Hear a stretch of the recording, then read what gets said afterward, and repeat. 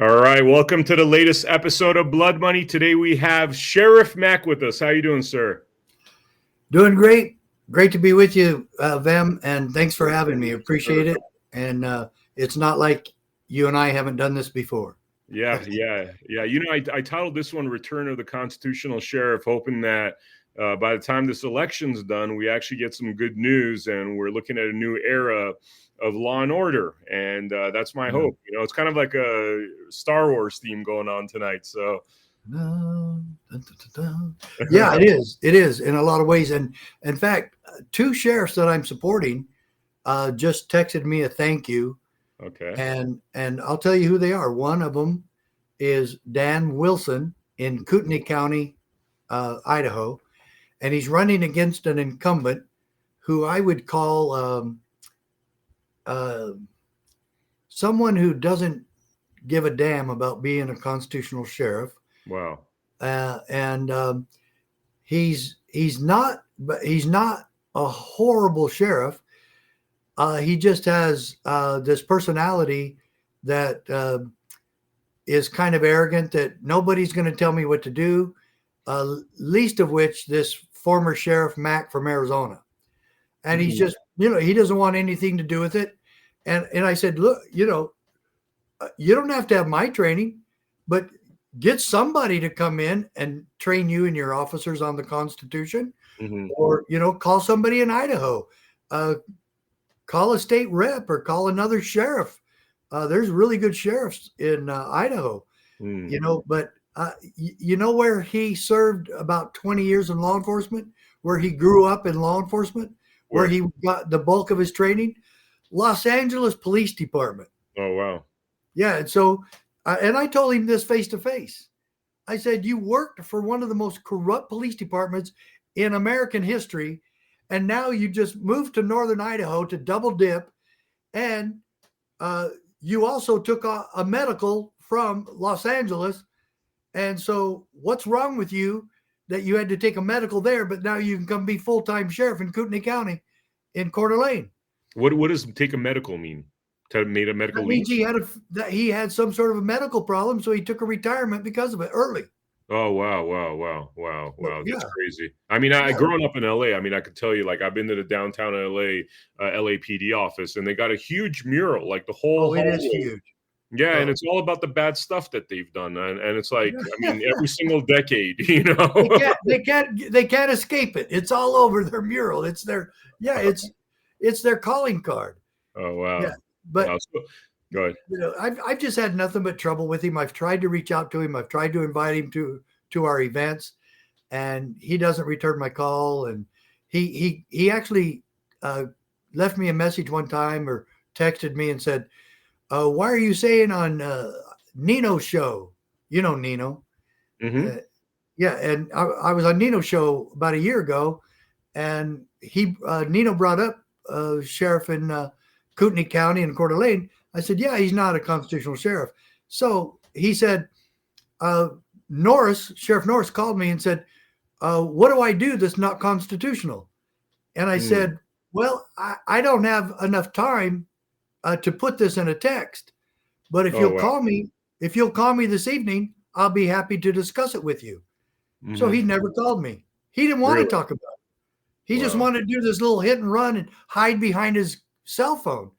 But when I asked him for just a conversation between him and me, he wanted nothing to do with it. And so one of the deals is that I wrote him a letter to his office, and I put in the letter, I said, Sheriff Norris, just so you know, I had nothing against you from the get-go, even though I actually endorsed somebody who was running against him. But I didn't think the guy that I endorsed had much of a chance, and he didn't win. But I was really hoping that Norris wasn't going to get it because he was the worst candidate of the three.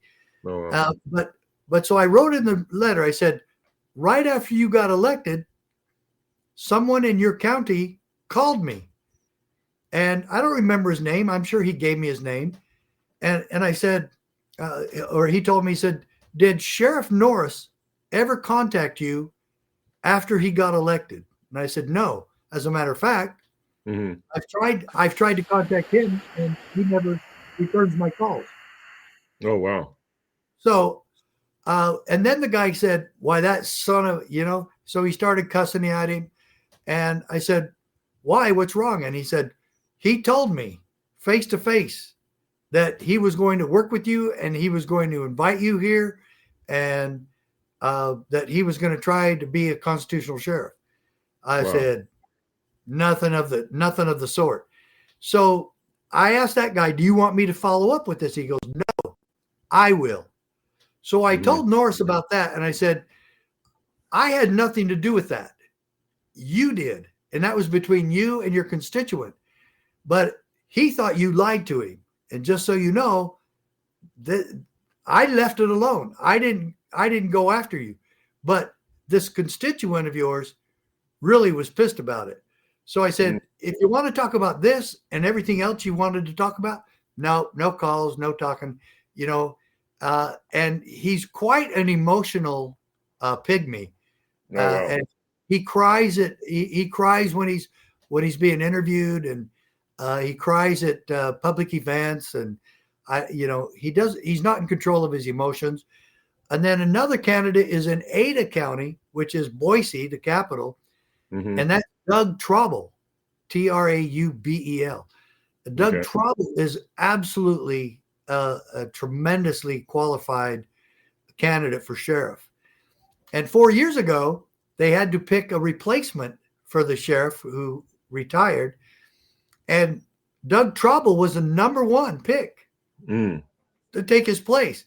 And then the leftists and the rhinos started attacking him, and they didn't pick him after they Wow. had already placed him as their number one pick. Wow. They Wow. didn't pick him after they kept going. So, what is? Could you explain to the viewers what makes a constitutional sheriff versus one that's a not constitutional sheriff? The oath of office, and it's just simply every sheriff, as you well know, Vem, every sheriff and every government official must swear an oath of allegiance to the Constitution, as per Article 6 of the United States Constitution. It's required by law that Mhm. we swear that oath. Military does it. Some teachers do it. A lot of teachers do it. All law enforcement, all sheriffs, all legislators, dog catchers, anybody in government, they all swear that oath. You can look at the oath that the President of the United States takes. Ours is very similar. Okay.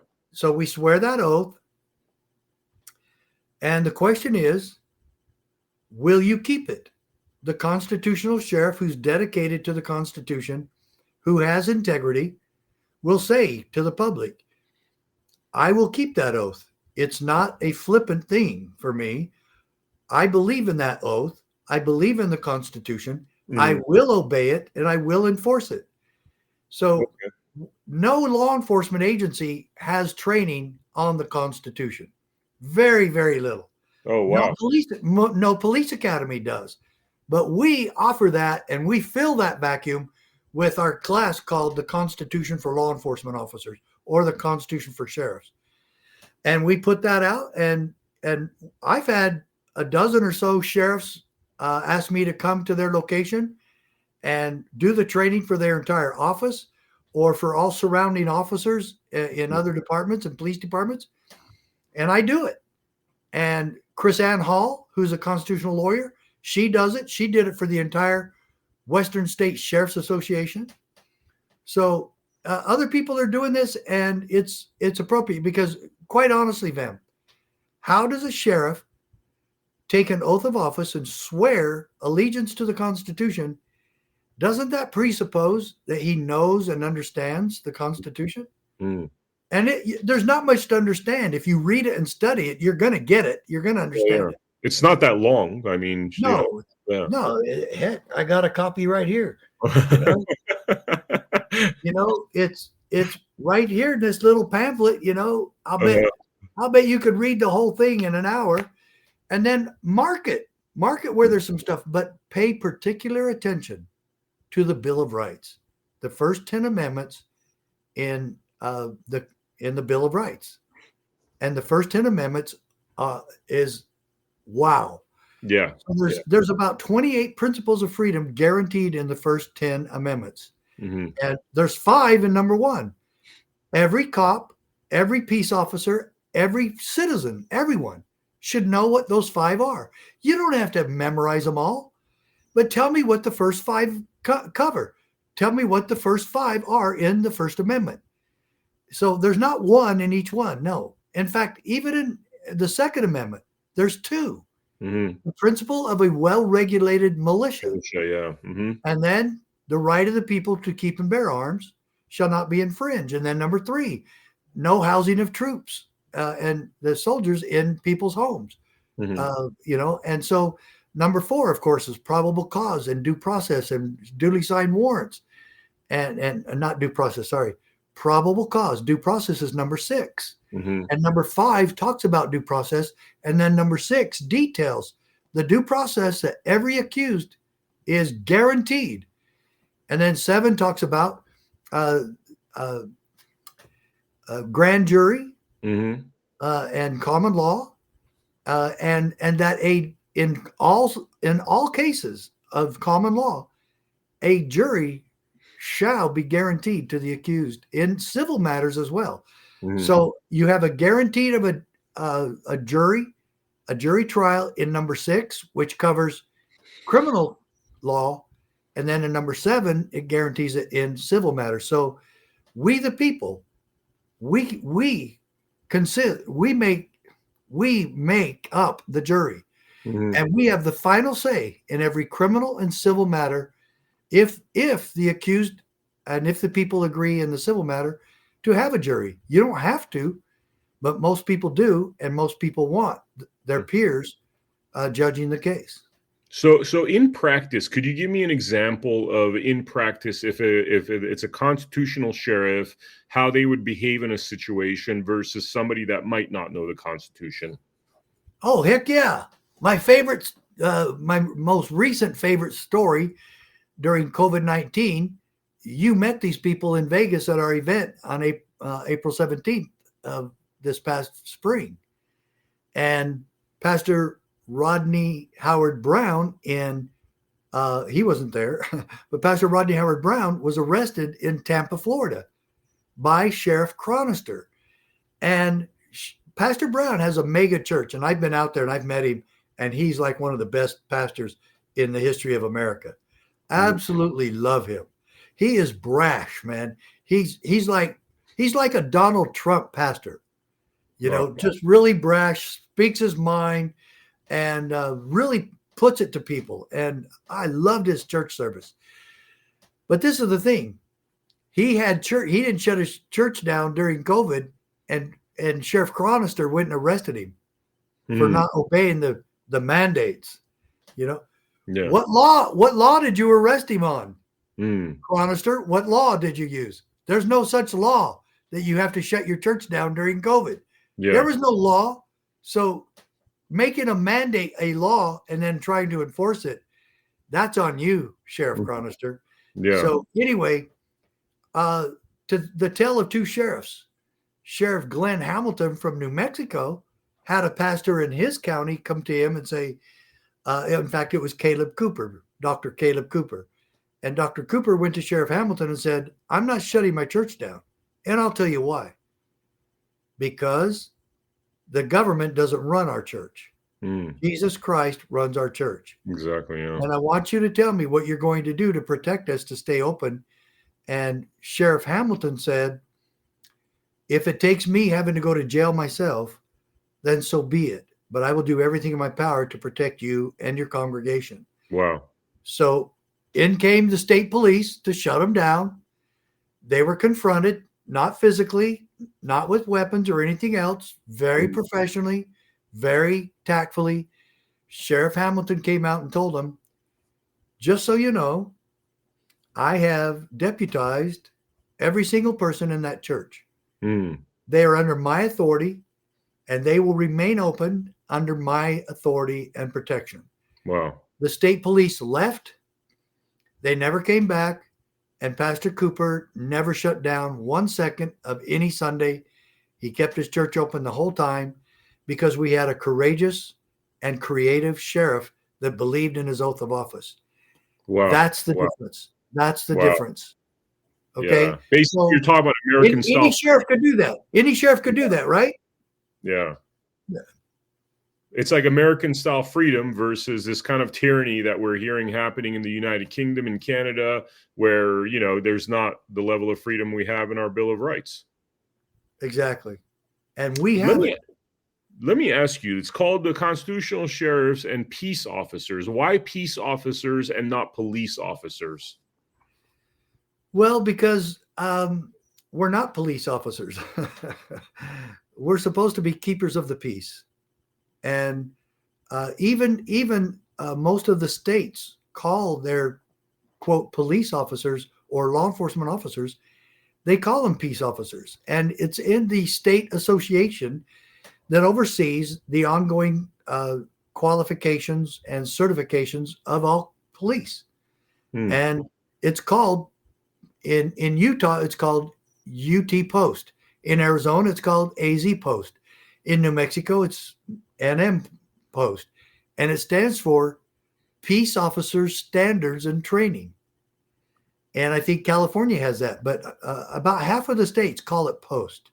And they call it, like in Texas, it's TCOL, Texas Certification Law. But anyway, we are supposed to be peace officers, not a police state type officer. Yeah. We're here to keep the peace. And it needs to be that we all understand the proper role of government. And that is, right out of the Declaration of Independence, that to secure these rights, governments are instituted among men. That includes us. We're supposed to be protecting the rights of every individual and every citizen in our counties. Our job is to protect the innocent as well as go after the guilty. And sometimes then we still need to look and say, are we trying to just make this person guilty? Or are we trying to make sure we find the truth and make sure that we know if this person really is guilty? We have as much responsibility to find out if a person's innocent as we do just focusing on their possible guilt. Yeah. Now, education-wise, it seems as though, like, the education of police officers suffers from the same issue that law schools suffer from, which is that most law students don't understand the Constitution. They're groomed to really follow statutory law, maritime law, admiralty law, whatever you call it, and case law. And case law versus, you know, the original law of the Constitution. That seems intentional. Is it that we've basically been usurped through education and our you know, police officers, lawyers are not trained properly? No, they're not trained properly. And that's why we've tried to fill the void. And it's really sad that no officer is ever trained in the significance of his oath of office and the role we play in securing our God-given republic. So we need lots more instructors on that. Chris Ann Hall does it full time. I do it full time. And we're all dedicated to this holy cause of liberty, because we cannot save America in ignorance. And remember that old saying, ignorance of the law is no excuse. Yeah. Well, that applies to the peace officers of this country. If you swear an oath and you wittingly and intentionally disobey it, you have committed perjury. That's against the law. And so you're right. Tradition and complacency have taken over training in our colleges, our law schools, and our police academies. And it's really a shame. And that's one of the things. After I was a rookie cop for about 3 years, I almost quit because of that. Because I said, what is all this government doing? The judicial branch doesn't ever follow the Constitution. The legislative branch never follows the Constitution. The executive branch, of which part we are, cops and sheriffs, are part of the executor of the law, the executive branch. And we are supposed to be enforcing the law. And I always ask this in my presentations: which law do you enforce? Yeah. Do you understand that a long habit of not thinking a thing to be wrong gives it a superficial appearance of being correct? Mm-hmm. And that's what we've done in law enforcement. We think sitting out there behind bushes or signs, writing tickets all day is law enforcement. That's not being a peace officer. That's being a tax collector. That's all part of revenue generation. And the radar tickets alone are a $9 billion a year industry. And every cop should be ashamed of that. Are there some times we should write righteous tickets? Well, they should only write righteous tickets. But yeah, I'm not against all ticket writing, but I'm against about 90% of it. Wow. Because very little of it has anything to do with public safety.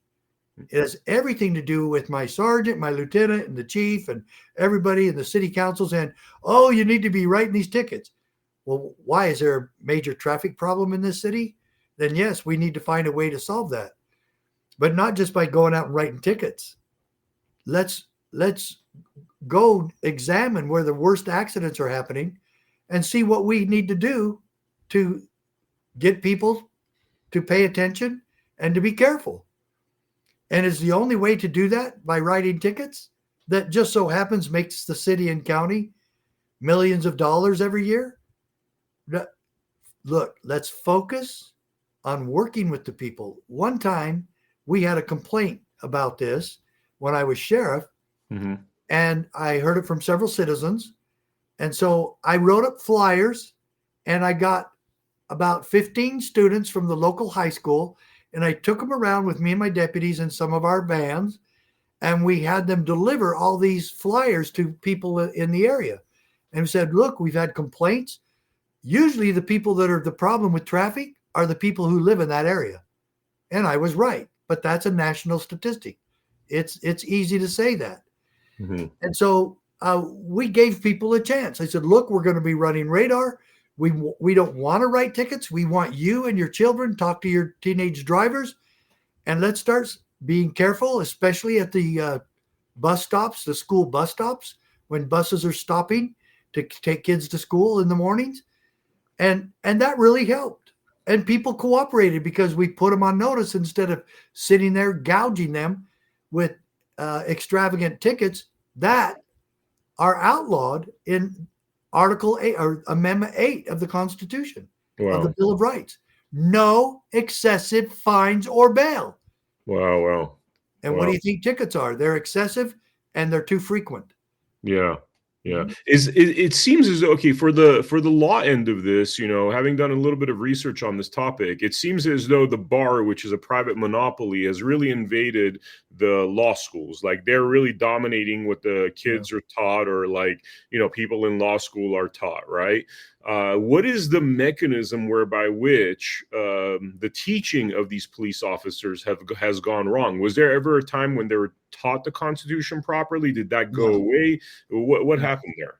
No. So when I was sheriff back in 1991, I was invited. I got an invite, and this happens frequently. It's called the National Academy, the FBI National Academy, and they invite law enforcement professionals from all over the world. My roommate was from Seoul, Korea. The guy that lived down in the next room from me was from Argentina. Now, most of them that they invite probably 30 or 40 from around the world. But I'm not saying I agree with any of this, but anyway, the FBI does great training. That part they still do, and they did back then. And I was really glad to go to the training. It was excellent training. And my dad got to come to it, and he was retired from the FBI. He retired back in 1975. But what I saw I took a constitutional law class, and the professor gave away way too much. He was retired FBI. He was a constitutional law, he was a constitutional law or case law professor. Okay. And I think he was from the University of Virginia, where he did that. And he also spent 20 years in the FBI. So he said at the first day of the class, he says this, we're going to bypass the basics and get into the more pertinent relative case law studies that will be more pertinent to your jobs as law enforcement officers. Mm-hmm. And I'm sitting there going, how are we going to understand the cases that went to the Supreme Court if we don't understand the intent of the founding fathers in promulgating the Constitution in the first place? Mm. And so I didn't say that to him, but I wrote a thesis about that we're never going to understand this, that the lawyers aren't going to get it. And one of our constitutional lawyers that used to be associated with us at this CSPOA said that the only problem with lawyers is that they all went to law school. So you hit the nail on the head about that. You cannot bypass the basics. We've got to know what the intent of the founding fathers was in putting together the Constitution. And I liked a lot of the case law that we studied, but it still did not focus on, okay, how about a search warrant and that it has to be signed? These cases talked about exceptions. They didn't talk about the rule. Mm. And so when it talked about, especially in the Sixth Amendment, about due process, who in our government is required to make sure the accused is afforded every right in number 6 in the Sixth Amendment, and a right to a public and speedy trial? Do you know that there's some states that actually require the case to take place within the first 6 months? Yeah. And then there's others that don't care about that at all. Yeah. Which one's correct? The constitutional version, but if people don't know, I mean, it just seems as though, so I think about British law, right? And the fact that case law is so heavily relied upon, they don't have a constitution. It seems as though that system has become ours, as opposed to it being a purely American system. I don't know. How do you say to that? A guy that got a traffic ticket actually hired me to come and help him. And they actually got me on the witness stand as an expert witness about this, and then the judge wouldn't let me say anything because the prosecutor kept saying, objection. And the guy doing it didn't know what he was doing. He didn't know the protocols. And so he asked the judge, the guy that got the ticket, a suspended license, whatever. He asked the judge, does the Constitution apply in this courtroom? Mm-hmm. And I'm sitting on the stand, and I looked over at the judge when he answered. He goes, no. If you want to challenge the constitutionality of this, you got to go to a different court. And this is a judge that used to be a cop and that went to law school and took an oath as a judge to uphold and defend the Constitution. And for some reason, he doesn't think that applies to his position as a judge, even though he was required by law to swear an oath of allegiance to the Constitution when he took his job as a judge. Mm-hmm. Oh, but it doesn't apply. Wow. You have to go someplace else for that. I mean, if someone's violating the Constitution and you do nothing about it, Judge, you should be arrested. Yeah. But it never happens. I mean, I keep hearing these horror stories coming from courts, and it's become like that. Like, I guess the exceptions become the rule. Because nobody's overseeing the judges. It's another judge that's overseeing him that believes the same way. Mm. And so it's really a farce. And really, when it comes to the court justice system, the judges are perverting it entirely. Yeah. And I even, when I got a ticket once, I told the judge, Your Honor, why is it that my ticket, my citation, was referred to my insurance company? That's a private company and it has nothing to do with this. And do you know, Your Honor, that insurance companies lobby to create these traffic laws and the law that we are required to have insurance? That was done by a private lobbyist effort from insurance companies. And then the judge even said, well, yeah, I suppose that a lot of the laws about our traffic were originated from some insurance companies, but they're still on the books and we still have to enforce them. Why? Mm-hmm. Why? You don't have to do that, Your Honor. You can say, I am not going to be a judge for the insurance companies, and I'm dismissing this ticket. Mm-hmm.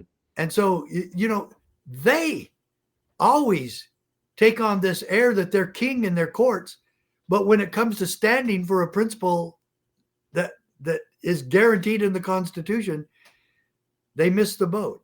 And so the corruption is the biggest problem facing America today, and the greatest threat to our God-given American liberty is our own federal government. Yeah. And that stretches now across the country to the court system. And there's very few judges that really follow and defend and obey the United States Constitution, especially the Bill of Rights. They don't. So the root of the issue, I mean, it's like, how did this even happen? How did we get to this point? Why? Because we wanted to focus on making sure that the cop was safe. So we taught him firearms instruction, and that's a huge part of the police academies. It's about 50%. I would say 50% of the entire class for 3 months. Some academies go 6 months, but it's still the same. Physical fitness and self-defense and firearms instruction are 60, 70% of the class. And then you study criminal code and traffic code. And that's about it. So, but who's dictating? Then you go riding with a FTO, field training officer. Who's dictating that, though? Who's dictating the fact that the training is all wrong? I mean, there's got to be groups that are pushing that kind of wrong training. No, not really. There's not. There's not a lot of that going on. I've pushed it. Chrisanne Hall has pushed it. But when we did our training in Texas, the sheriffs that came to it loved it and got us rave reviews. And an undercover officer from TCO, the Texas certification for law enforcement, they have a bureaucracy that oversees what they learn. And at first he said it was great. He said it was great training. Everyone should see it. And then a complaint was filed to TCO from Southern Poverty Law Center. And then they said, oh yeah. So then they rescinded the approval that CSPOA already had because they didn't want any heat. They didn't want any controversy. Wow. Well, I don't care if they certify us or not. We still teach it, and they can't keep me from teaching it. All it does is it doesn't give certification hours to the sheriff's office that receives our training. Most of the time, they don't care either. But it was an added benefit, and we did it in Texas under TCO's certification approval for about 5 or 6 years. Then they rescinded it. We didn't stop, and we're not going to, and they can't stop me. But this is the problem. They focus on the logistics of being a cop and kind of what they see in movies and television shows. And so they focus on, the motto for all of our personal safety training is you go home at night. And that's far too selfish for me, because there's a lot worse things than not going home at night. And one of them is shooting the wrong suspect or shooting a 12-year-old kid. And this happened in Cleveland a number of years ago, shooting a 12-year-old kid with a fake gun, with a toy gun, with a toy gun. And they shot and killed him. Wow. And you say, I couldn't live with that. I don't want to go home after that. I can't live with that. I won't.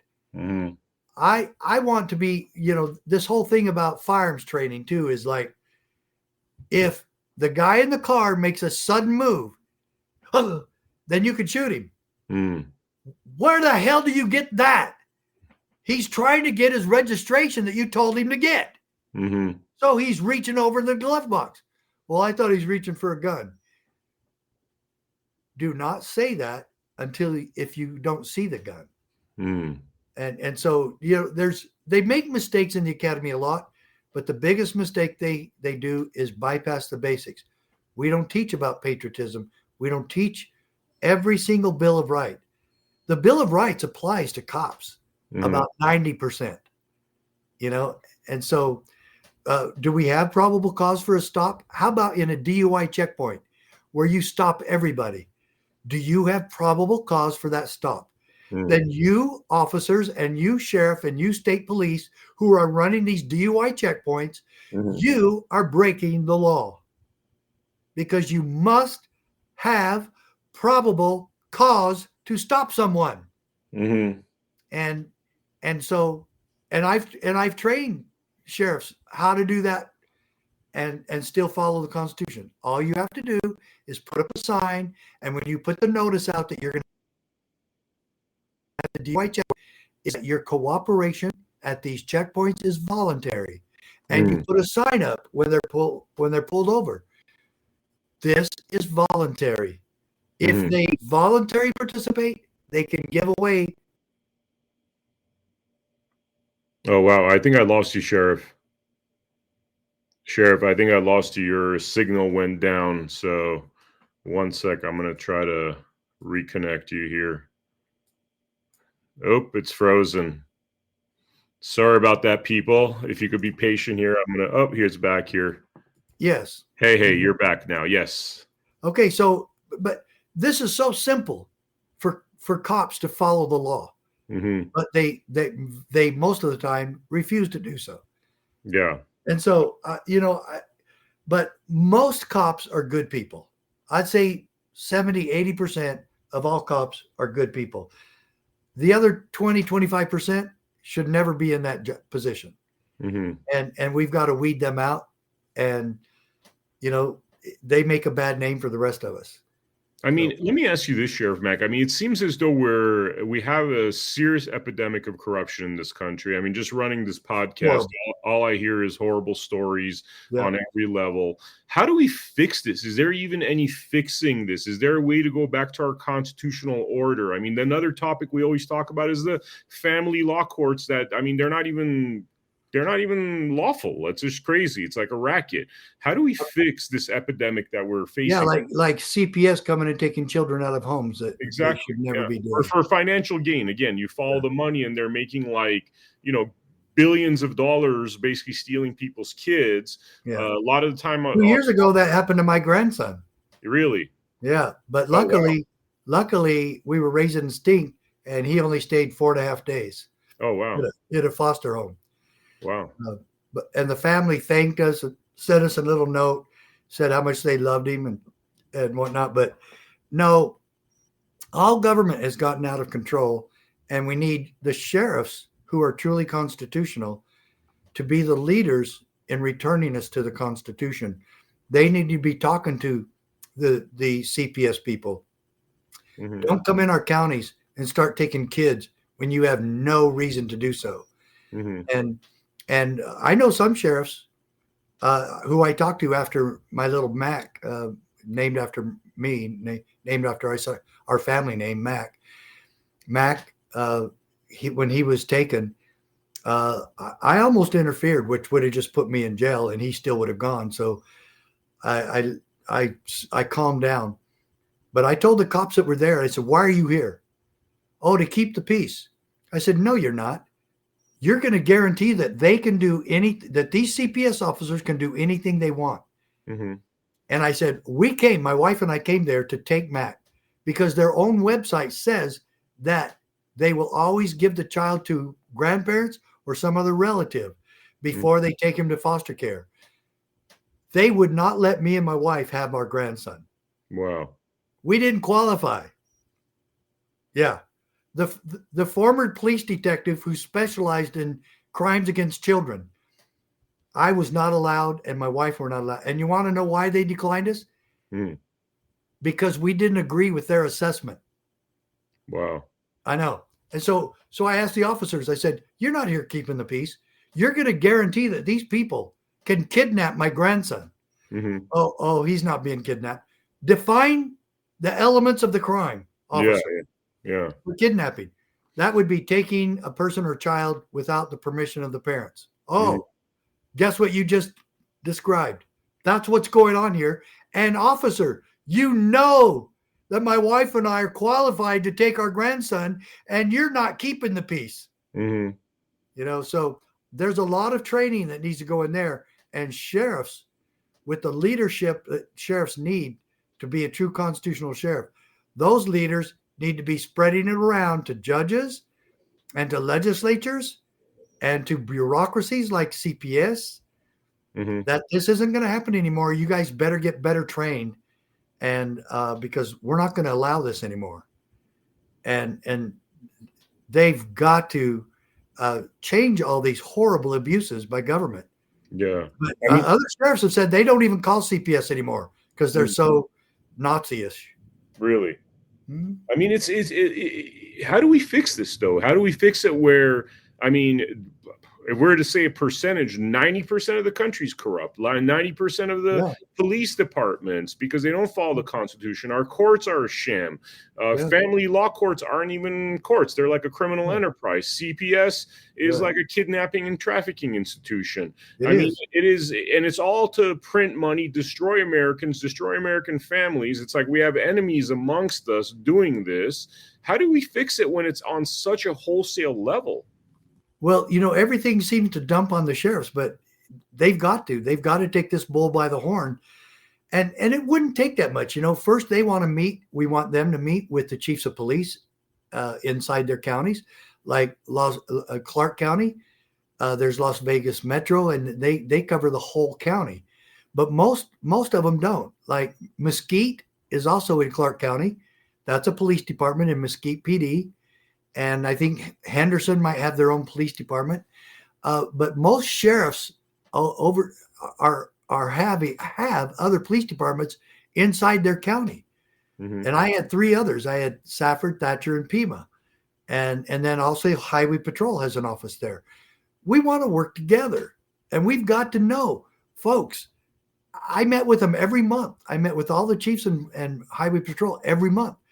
And I could have easily brought up any of these problems with CPS and said, you guys, we've got to be on the same page here. We cannot allow this legalized kidnapping to continue.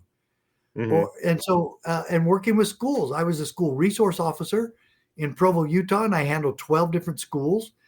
And so talking with the schools and saying, hey, help us identify the kids that are having problems and kids are being abused at home and by others. And we can work this out, and we can work together. How about meeting with judges? I met with my judge 2 or 3 times, not that often, but I did. And I said, I'm not going to do what you just said to do. My deputies are not going to just follow your orders and edicts every time. Wow. They work for me. They don't work for you. They're not court agents. They're not clerks of the court. We work for the executive branch. You're the judicial. I don't work for the judicial branch. So I know we have to work together sometimes, and I want to do that. But this training that can happen through leadership from constitutional sheriffs, absolutely vital to make this change in America, Vem, that you're talking about. It has to happen. Or America is going to continue to die. But we have this thing that's happening tomorrow that, you know, Kamala Harris could put the nail in the coffin to our Constitution. And tomorrow is a huge day, and I'm really afraid for tomorrow or the 6th or the 7th when they finally make their decision. Maybe it'll be a week from now. Who knows?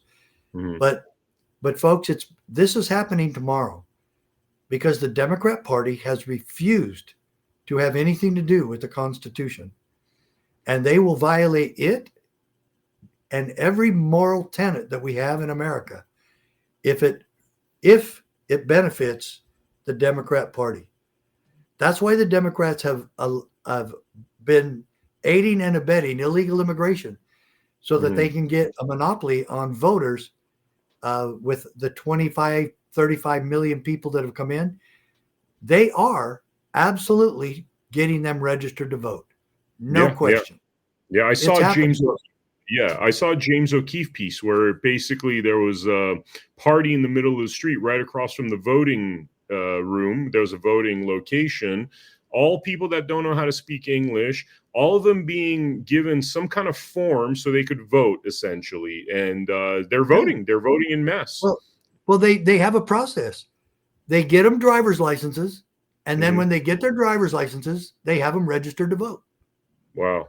And I already know, I could tell you the states that do that. Minnesota is the worst one. California and Minnesota, worst ones.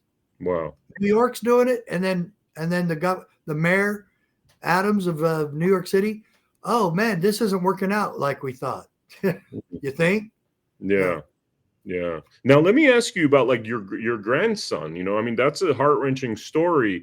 If there's and I seriously sympathize with you, Sheriff Mack. I mean, it's just so, you know, we used to see films with like Hitler separating parents from children, and we look at that and say that's a crime against humanity. But when the crimes against humanity are happening over here, and they are crimes against humanity, it seems as though it's just business as usual. I mean, it's absolutely tragic. But you know, so a constitutional sheriff in that kind of situation, what would they have done? Would they have arrested the CPS officers because they're trying to kidnap? No, they wouldn't let them go. They wouldn't have allowed them to go that far.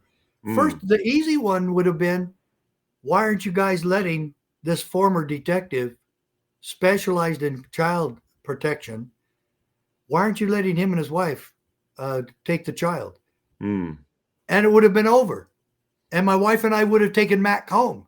And then they would have come and contacted us later. Okay, what are you guys doing to make sure? It didn't even, the abuse that they were there about was so minuscule, but it didn't even involve Mac. And and they said this, can you guarantee to us that child will be safe tonight in your keeping? And I said, ask these police officers if they can guarantee the safety of their children in their home. What a stupid question. Yeah. I can't guarantee anything like that. What, you want me to handcuff him to my side so I know he won't fall off the chair or fall off the table or ride his bike and wreck and skin his knee? No one could guarantee that. No one. Look, I can guarantee you that he will be well cared for. That won't work. You can't do that. They won't take it. They are so stupid, and they're hell-bent, and they're trained to be evil.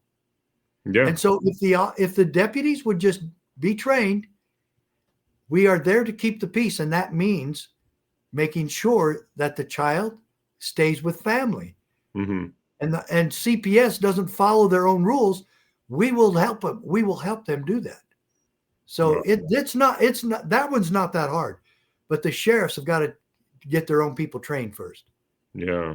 I mean, when I ran for office and I was knocking on a lot of doors, one of the biggest complaints I'd hear is about this sort of topic where, police officers are out there busting their butts. And then, they have these custody issues. They don't see their kids. They're paying too much alimony. Their kids are taken away from them, but yet they're the ones that are in that same situation doing things like what they tried to do to you and your wife. Right. It's pretty insane. And we went to a law firm and we told them that we wanted to sue. And he goes, and you got your kid back after 4.5 days? We don't have time for you. We have hundreds of people who never even got their children back. Ever. Yeah. And I'm going, oh my God. Yeah. So, I mean, the first episode of this podcast, Blood Money, I mean, it's about a dad who had all 3 of his children taken from him. And it literally cost him $25,000 to go through a court process so he could send Christmas cards to the kids that he doesn't even see. See, that kind of cruelty and that kind of abuse, that would be not very difficult at all for sheriffs to fix that. And we, the people, you need to go talk to your governor's office because CPS is run by the governor's office. Yeah. Go talk to your governor and say, this is not to happen anymore. But the bottom line is boots on the ground. The sheriffs can stop this. Yeah. I mean, you are certainly a highly intelligent person. I've talked to a lot of the sheriffs that work with you, all highly intelligent people. But one of the things I've heard is that intentionally in the hiring process, they don't like hiring individuals that are excel at intelligence. I mean, is that even true, or is that just a vicious I rumor? accuse. It's Yeah. not true, but what happens when you're paying low wages? You Mhm. get low wage people, Okay. you know, and they tested our IQ, and mine was 135, and Wow. that's Wow. obviously above average. Yeah. But but there were some that were 80s and 90s, and we go, okay, but yeah, some guys would, they would say, "Oh, I got a good one. I'm 83." Oh my God. Wow. Wow. No, you got to be above 100, But Yeah. no, it's really not that they look for them, and that we've been accused of that. But when you in some deputies right now, in some sheriff's offices, deputies literally start at about 30, 33,000, 35,000 a year. Mm. Who do you think you're going to get? Yeah. You're not going to get college grads. You're not going to get people who really are intelligent and have entrepreneurships waiting for them. No. So anyway, hey, I don't know how close we're done to finishing, but I've got to run. Okay. Do you mind if I ask you one last question? One last one, sure. Okay, I'd love for you, and I just want you to dissect this if you're even interested in this. Would you be at all interested in dissecting what occurred to me, as the whole world knows at this point, from the point of view of a constitutional sheriff? Oh, absolutely. But I don't know if I want to do it with you and me personally, and Okay. not. I will decide from there if I Okay. want to do it on the air. Okay. Okay. But I No, I want you and appreciate me that. to do it together, Yeah. and then I'll let you know if I feel I should go public with it. I got you. Got you. I totally respect that. So Sheriff I Mack could meet. I would even come to Vegas and meet with you and look at all your videos, and we could do it. We could spend a day going through it. Awesome. Yeah, I really appreciate that, man. Thank you so much. Is there anything you want to say in closing? Websites, social No, of media for course. people to Yeah, check out? folks. What we want all of you to do is go to cspoa.org, Mm-hmm. become a member of the CSPOA posse, be part of the solution. We have very few. You can count on two fingers how many peaceful and effective solutions we have left. Yes, pray for Donald Trump, pray for his protection, and pray for our return of this country to a constitutional republic. Do you think that's what we're going to get with Donald Trump, hopefully returning? Yeah, I do. I'm seeing the people he's already working with, and I'm in total favor. Last time he picked some swamp people. Yeah. That really hurt him and hurt America. Yeah. I don't think he's making that mistake this time. I really like what Elon Musk is talking about. I love that he's going to review all the bureaucracies and their spending. That should have happened 50 years ago. Mm-hmm. But now it is going to happen, and I'm thrilled with it. And there's some sheriffs that should be on his cabinet. Sheriff Mark Lamb, Sheriff David A. Clark. Mm-hmm. And I'm going to put in to be the ambassador to Guatemala. Okay. And I think if we really start getting good, honest American people who have with proven leadership to be part of the Trump administration, we can take this country back. Amazing. Praying for it all works out. Everybody should go out there and vote, and be peaceful out there. A lot of people I've heard are getting hassled out there. Mm-hmm. Peaceful and kind, and that's right.